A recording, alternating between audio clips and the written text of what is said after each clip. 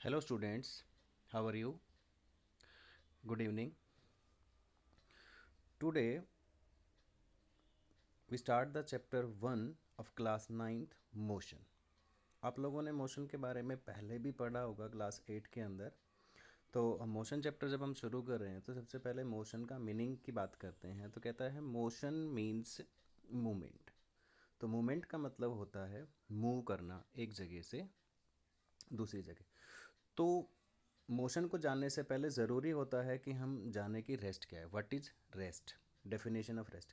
तो कहते हैं ना, object is said to be in rest if its position does not change with respect to reference point.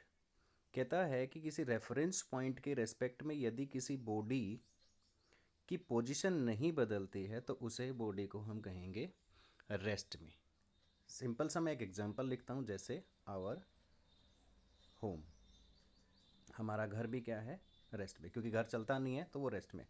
तो अगर हम देखते हैं कि जो घर है वो रोज़ हमारा एक ही जगह रहता है तो हम कह सकते हैं कि घर हमारा रेस्ट में। जैसे क्लासरूम का ब्लैक बोर्ड,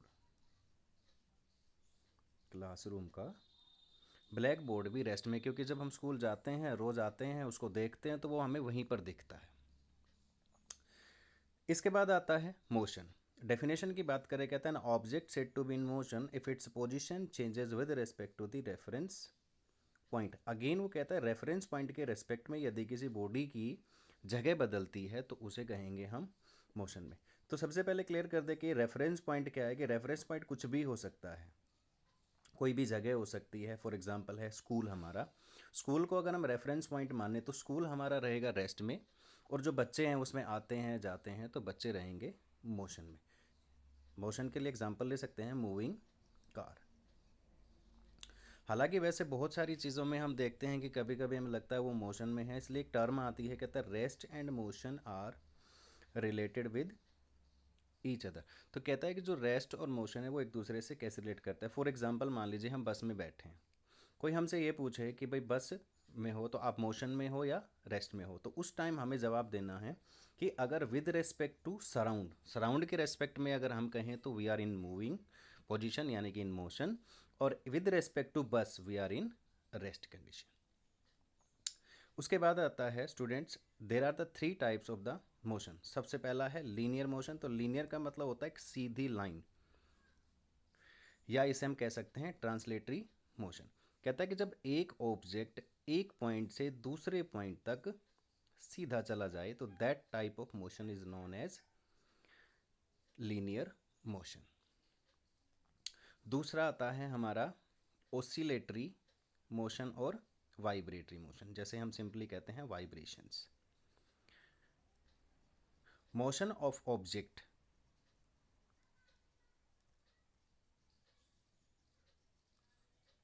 टू एंड फ्रो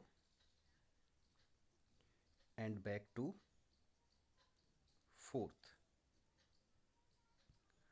यानी किसी मीन पॉइंट के about a mean point.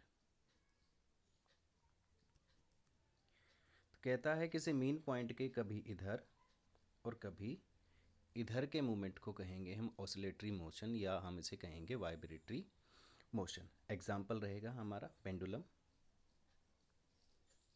Swing, झूला, जो आपने देखा होगा कि झूला भी किसी मीन पॉइंट के कभी इधर कभी इधर कभी इधर कभी इधर इस तरीके से मूवमेंट करता है, कभी ऐसे जाएगा कभी ऐसे जाएगा। तीसरे नंबर पर हमारे पास आता है रोटेटरी मोशन, या इसे हम कहते हैं सर्कुलेटरी मोशन। किसी मीन पॉइंट के चारों ओर किसी ऑब्जेक्ट का चक्कर काटना क्या कहलाएगा? रोटेटरी मोशन या circulatory motion. For example motion of A fan, motion of A fan. पंखा जो है अपने मीन पॉइंट यानी कि जो उसका डंडा होता है उसके चारों ओर उसकी पंखुड़ियाँ घूमती है, तो इसका मतलब पंखे के अंदर कौन सा मोशन है? सर्कुलर मोशन, या हम कह दें इसको।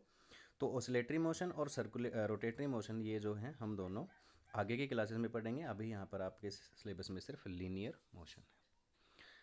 स्टूडेंट, इसके बाद आता है फिजिकल क्वांटिटी।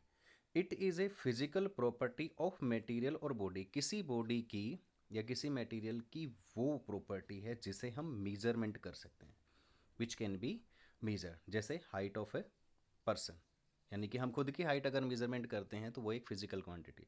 फॉर एग्जांपल जैसे हम किसको मेजरमेंट कर सकते हैं, जैसे कोई भी ऑब्जेक्ट रखा है, कोई भी बॉडी रखी है, हमने कहा कि उसका mass, so mass is a physical quantity. तो मास, क्योंकि मास को हम मेजर कर सकते हैं, वेट को हम मेजर कर सकते हैं।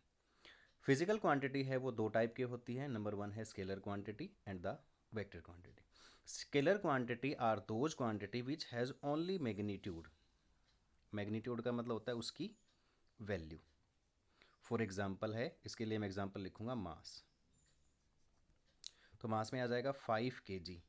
सो the value of the mass is 5 kg। So it has no direction, only magnitude, only value, so it is known as scalar quantity. इसके अलावा हम और भी सारी चीज़ें ले सकते हैं। डिस्टेंस, मतलब जिसका कोई डायरेक्शन नहीं होता, they are known as scalar quantity.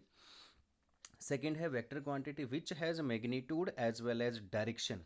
Magnitude तो होता है, यानी वैल्यू भी तो होती है, साथ में उसकी हमारे पास क्या हो, डायरेक्शन भी हो, तो हम कहेंगे वेक्टर क्वांटिटी। जैसे वेलोसिटी है,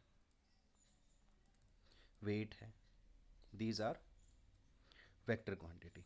अब वेलोसिटी की मैं बात करूं और स्केलर क्वांटिटी में हमारा स्पीड आता है। जैसे मैंने कहा कि कोई ऑब्जेक्ट 5 मीटर पर सेकेंड से चलता है, तो ये तो हो गई उसकी स्पीड। अगर मैंने डायरेक्शन में रिप्रेजेंट किया, जैसे मैंने कहा कि 5 मीटर पर second in the direction of the east, so it is a vector quantity. So we have the two type of the quantities, physical quantity, scalar quantity, and scalar which has only magnitude, vector which has both value magnitude as well as direction. तो student, I hope कि आपको ये अच्छे से समझ में होगा। बाकी टॉपिक्स हम नेक्स्ट वीडियो में करेंगे।